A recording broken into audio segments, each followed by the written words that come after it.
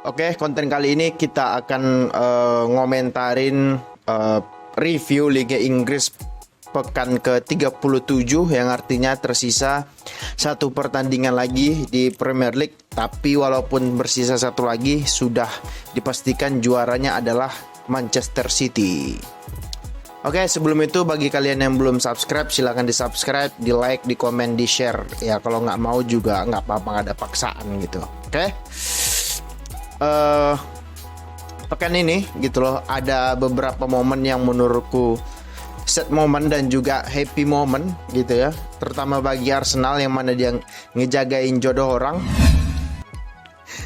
Tapi Manchester City berhasil mengangkat title Liga Inggris 3 times row gitu, 3 kali berturut-turut kayak gitu, hat trick gitu. Oke, tapi sebelum itu kita bahas satu persatu pertandingan Big Six lah, Big Six atau Big Five Liga Inggris gitu. Yang pertama itu ada, bentar sambil lihat laptop.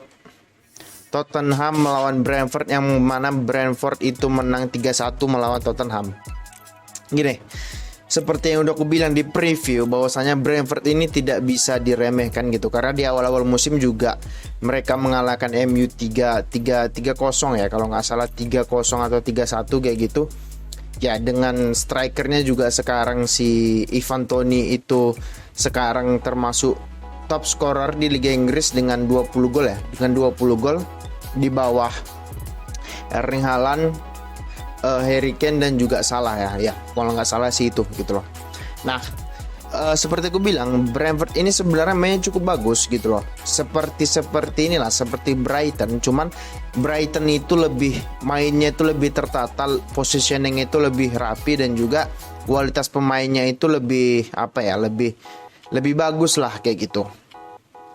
Nah, terkait dengan Tottenham, seperti yang udah aku bilang gitu loh, bahwasanya Tottenham ini kembali hanya mengandalkan seorang Harry Kane dan juga Son. Bisa dilihat tadi malam Harry Kane nggak bisa ngapa-ngapain, Son juga ya so-so gitu loh, banyak peluang-peluang. Tapi memang aku heran sih sebenarnya kenapa Son bisa sejelek ini gitu loh. Padahal musim-musim sebelumnya, bukan musim lalu loh, kalau musim lalu kan memang Son itu menjadi top scorer bersama Mohamed Salah gitu loh.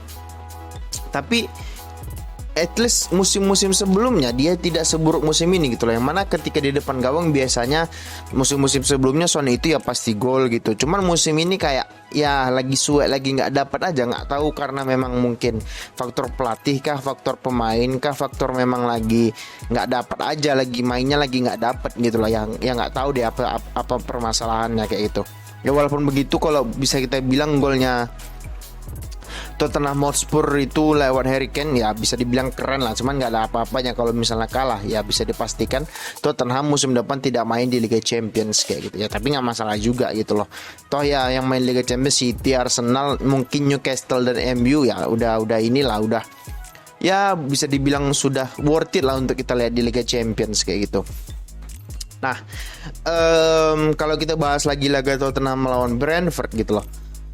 Ya gol pertama Brentford itu kan apa ya, seharusnya kan itu backnya seharusnya nutup gitu loh, bukannya malah dibiarin pemain itu placing ke tiang jauh gitu loh. Harusnya kan ya logikanya kalau misalkan bola kayak gitu, tiang dekat itu miliknya kiper, penjaga gawang, tiang jauh itu seharusnya miliknya back ataupun pertahanan lagi gitu, yang mana boleh itu seharusnya nggak boleh lewat kan, itu logikanya kan seperti itu seharusnya gitu loh. Tapi kan di laga tadi malam laga kemarin Tottenham melawan Brentford ya gimana ya, menurutku sih nggak ini sih, nggak ya, Tottenham is Tottenham lah kayak gitu. Karena bagiku juga Tottenham ini udah habis lah masanya, mungkin tahun terakhir mungkin ya, apalagi kalau misalnya musim depan Harry Kane terus Romero itu pindah ke klub yang lebih mapan lah, aku bilang lebih baik itu selera lah gitu lah, maksudnya yang lebih mapan lah, yang lebih mapan ya udah selesai ini Tottenham, siapa lagi yang mau ngandelin. Karena at least 5 tahun terakhir mereka cuma ngandelin Son dan juga Harry Kane gitu. Kalau dulu masih ada Eriksen, cuman Eriksennya kan sudah pindah ke MU gitu loh, sebelum itu dia di Internazionale kayak gitu. Nah, Walaupun begitu, tapi tetap saja Tottenham itu memiliki sejarah walaupun belum pernah mengangkat trofi apa-apa kayak gitu temannya. Cuman ya at least dalam 5 tahun terakhir mereka bisa bersaing lah di top 6 lah kayak gitu. Oke, kita tinggalin laga Tottenham melawan Brentford. Selanjutnya itu ada laga Liverpool melawan Aston Villa, 1-1 ya. Berakhir dengan 1-1. Yang mana laga ini merupakan laga terakhir Firmino di Anfield gitu. Gini loh, aku sebelum masuk ke laga ini gitu, kita cerita sedikit tentang Firmino gitu loh. Firmino menurutku salah satu pemain yang tidak memiliki ego di dalam pikirannya gitu loh. Ada momen-momen kayak dia ya, selagi temen itu bisa cetak gol dengan asisku ya sudah, tidak apa-apa asalkan memang dia cetak gol. Itulah mungkin yang ada di benak seorang Roberto Firmino kayak gitu. Menurutku Roberto Firmino adalah salah satu one of the best false nine yang pernah ada gitu, karena pernah di sebuah wawancara Wijnaldum itu bilang kayak gini. Wijnaldum itu pernah dipasang di posisinya si Roberto Firmino kayak gitu. Nah, kemudian setelah pertandingan Wijnaldum bilang ke Bobby Firmino bahwasanya gila kau Bobby gitu loh, gila kau Firmino bisa ngelakuin peran itu selama bertahun-tahun dan cetak gol gitu. Walaupun memang Salah dan Mane lah yang menjadi top scorer, tapi tetap Roberto Firmino tetap bisa cetak gol gitu loh di Trio Firmansyah dulu gitu. Nah, itulah kenapa aku bilang bahwasanya peran false nine itu capeknya luar biasa, karena dia turun ke bawah jemput bola, dia kasih assist, dia kasih passing, dia juga cetak gol. Artinya bebannya itu terlalu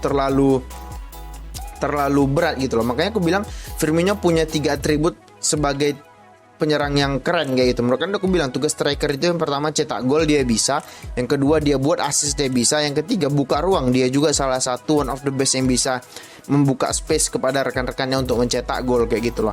Nah, terkait dengan Bobby Firmino juga ya, sebenarnya aku salah satu penggemar Bobby Firmino gitu loh. Roberto Firmino secara taktikal ya, kalau secara finisher ya masih banyak lah yang lebih dari dia. Cuman secara taktikal dia adalah salah satu orang yang paham mengenai taktikal, paham tentang strategi yang diinginkan oleh pelatih. Tapi sayang di timnas Brazil dia nggak dipakai, karena ya timnas Brazil cuman ngandelin skill per individu, bukan ngandelin kerja sama tim kayak gitu loh. Sedangkan Roberto Firmino adalah tipe pemain yang ngandelin kerja sama tim kayak gitu loh. Nah, ketika dia dimasukkan di timnas Brazil yang lebih mementingkan apa ya istilahnya Jogo Bonito yang artinya mereka mengandalkan skill individu gocek-gocek, ya dia nggak bisa, karena dia bukan tipe pemain yang gocek-gocek juga gitu loh.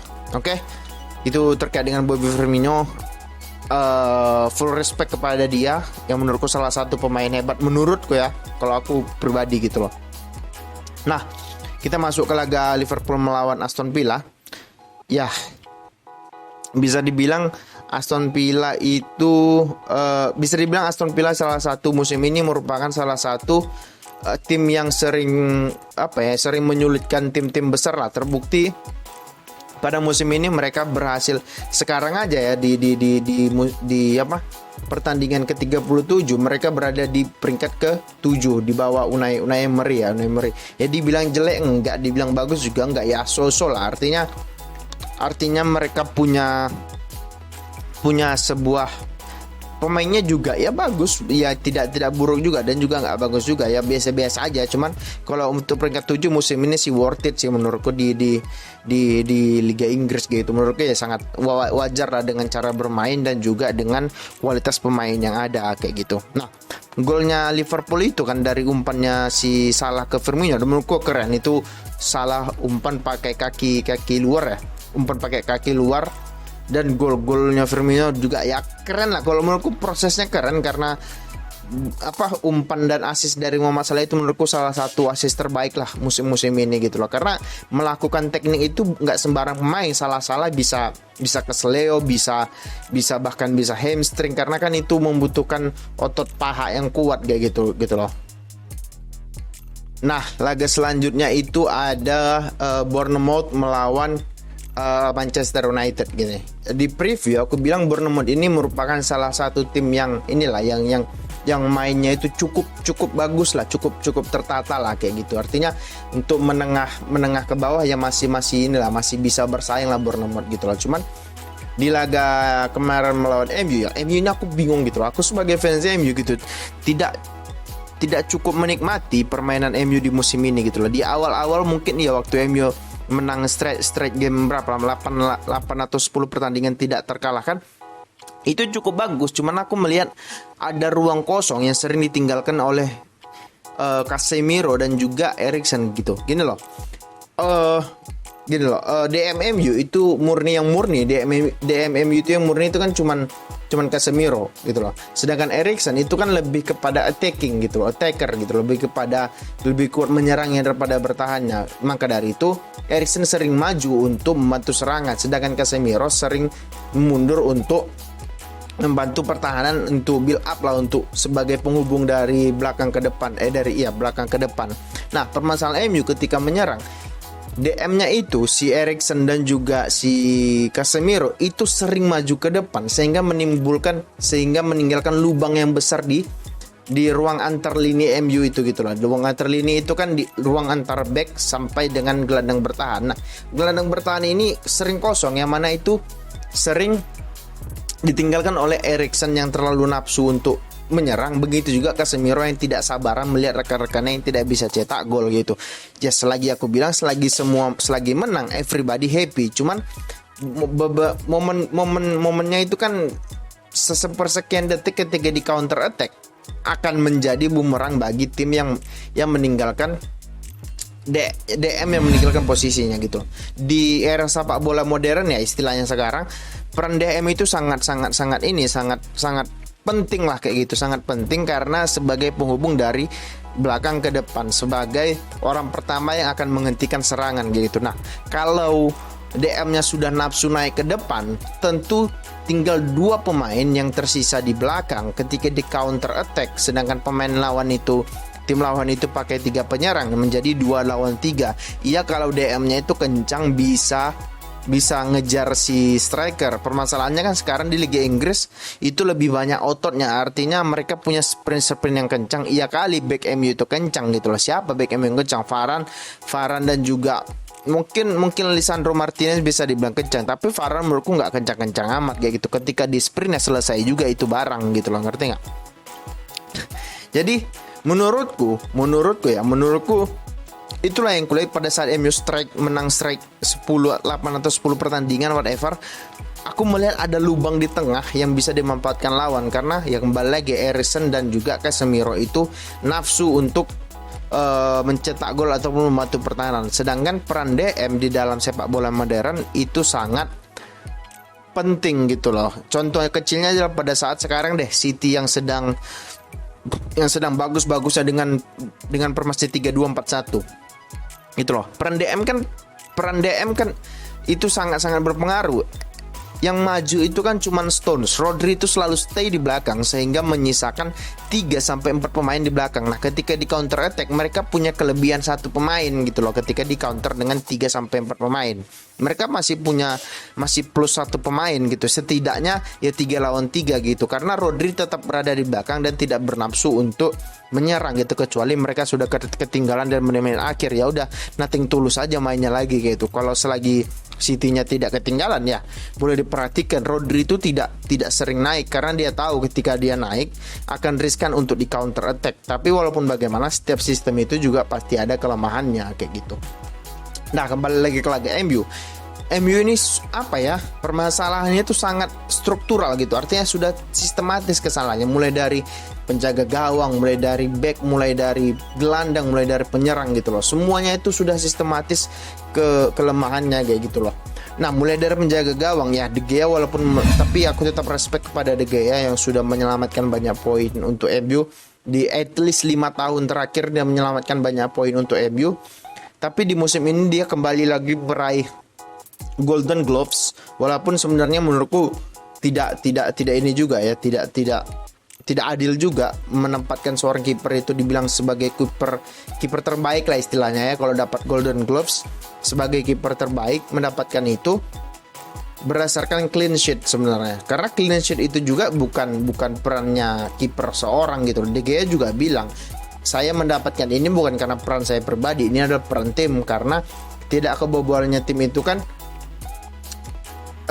ada peran dari pemain back, ada tengah, penyerang kayak gitu untuk ngepres agar tidak bola sampai ke belakang kayak gitu. Nah, iya kali De Gea lawan 11 pemain tanpa ada back, tanpa ada gelandang, tanpa ada penyerang yang bisa bantu dia bertahan, kan enggak kayak gitu loh. Tapi apakah itu worth it De Gea mendapatkan itu? Ya menurutku ya so-so lah, karena musim ini juga dia banyak blundernya kayak gitu, terutama dalam segi build up, dalam segi tangkapan yang nggak kuat lah kayak gitu kasarnya gitu loh. Maka dari itu kalau aku bilang ya terutama dari sisi build up sih, kalau kita bahas kelemahannya, bukan kelemahan, kesalahan apa sih istilahnya, kebobrokan MU lah kayak gitu. Kebobrokan MU itu dimulai dari penjaga gawang menurutku ya. Makanya aku bilang musim depan MU harus beli satu kiper, kalau bisa beli satu kiper yang bisa build up gitu dan juga refleksnya bagus.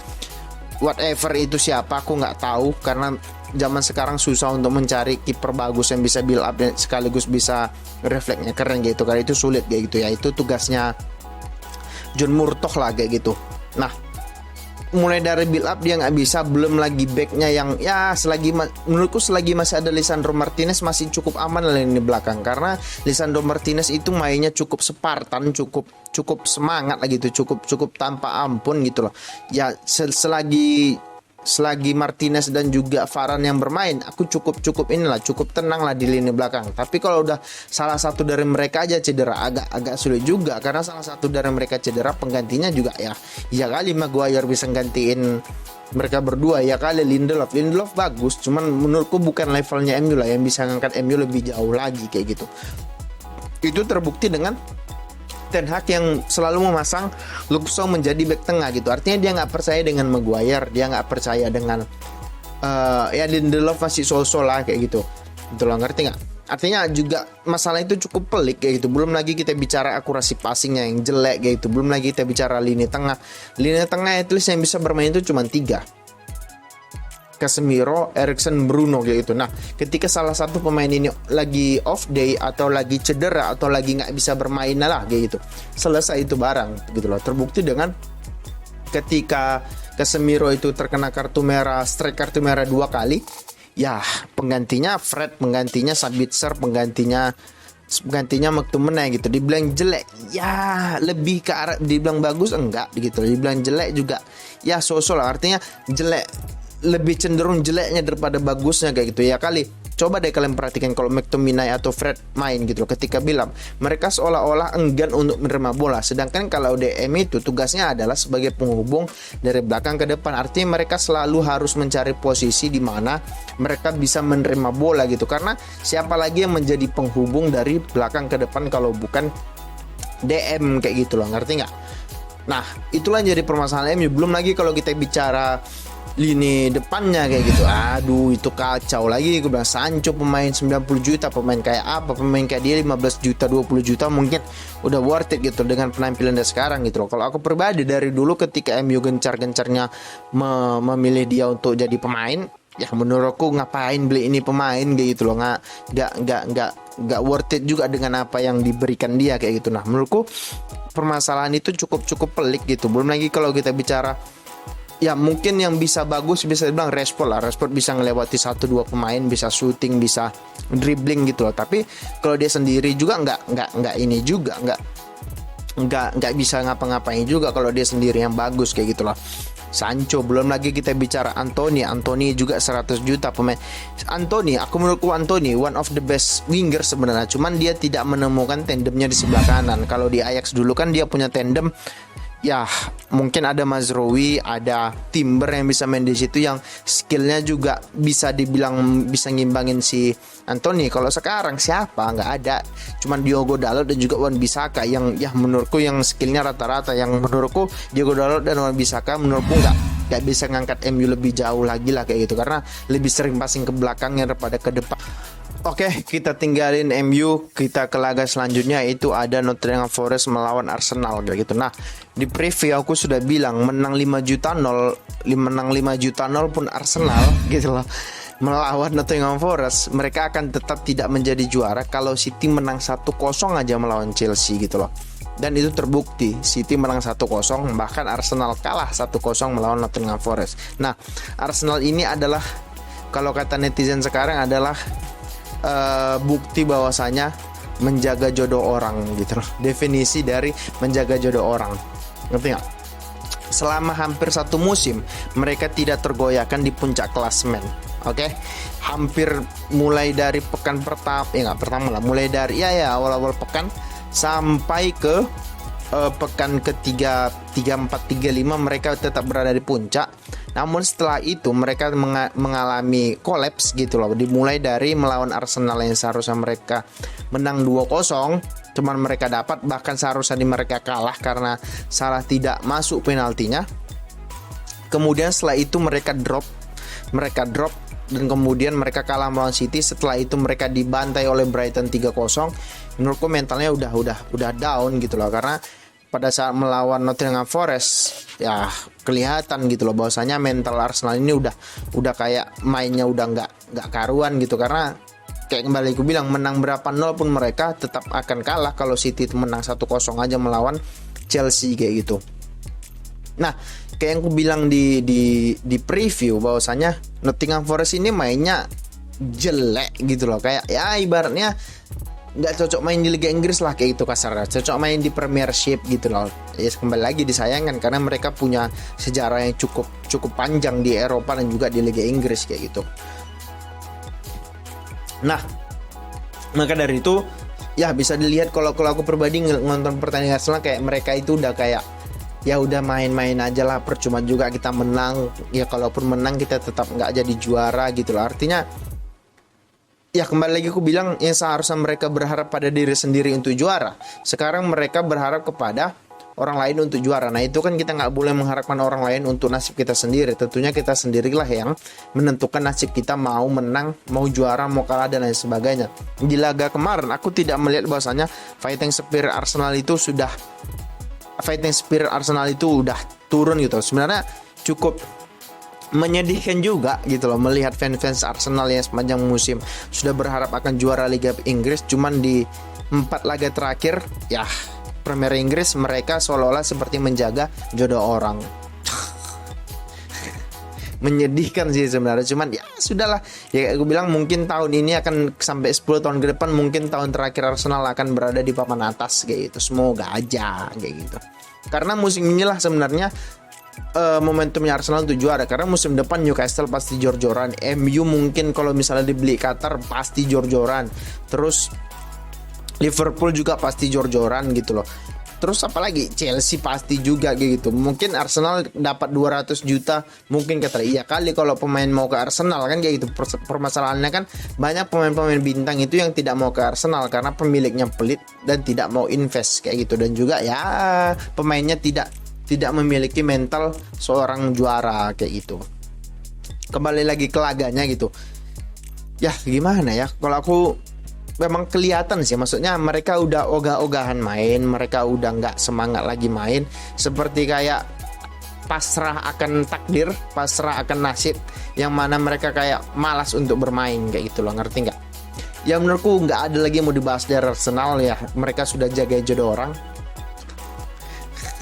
Ya sudahlah, kita beralih ke laga sebelahnya, itu City melawan Chelsea gitu. Nah di City melawan Chelsea ini juga ya apalagi modern City menang, kalah 5.000 nol juga, mereka tetap memenangkan gelar karena Arsenalnya kalah kayak gitu loh. Jadi mereka main, tapi walaupun begitu kalau kita lihat kadang agak ini juga ya, maksudnya agak apa ya, agak aneh juga gitu melihat cadangannya itu cadangan pemain top semua, sedangkan yang main juga pemain top kayak gitu. Tapi ya mau gimana lagi gitu, ngapain dipaksain pemain top main ya, kalau mereka kalau nggak cedera, kalau mereka pada saat lagi ini cedera kan mereka masih menyisakan 2 final lagi, final Liga Champions dan juga final Piala FA. Jadi Guardiola tidak mau mengambil resiko terhadap pemain yang akan cedera kayak gitu loh.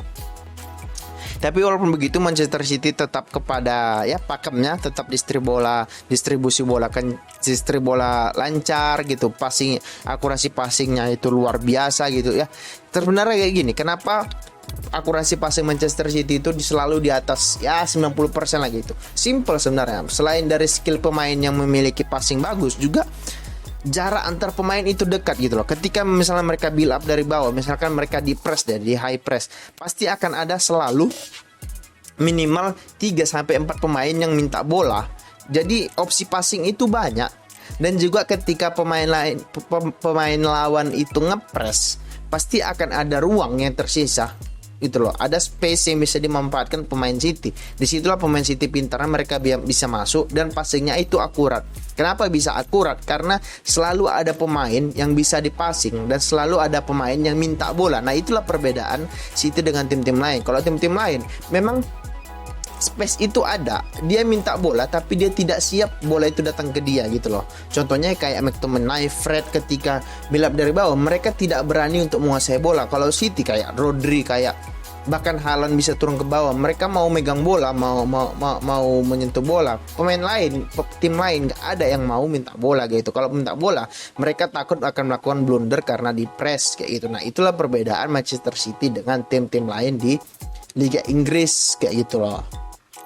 Oke, sekali lagi selamat kepada City yang 3 kali berturut-turut juara Liga Inggris. Walaupun kalian tetangga berisik, tapi aku tetap respect karena permainannya bagus gitu loh. Karena aku fans sepak bola, bukan hanya fans MU tapi fans sepak bola, yang mana aku menikmati setiap tim yang bermain bagus kayak gitu. Oke, sekian dulu. Bagi kalian yang belum subscribe, silahkan di subscribe, di like, di komen, and di share. Oke, terima kasih dan ciao.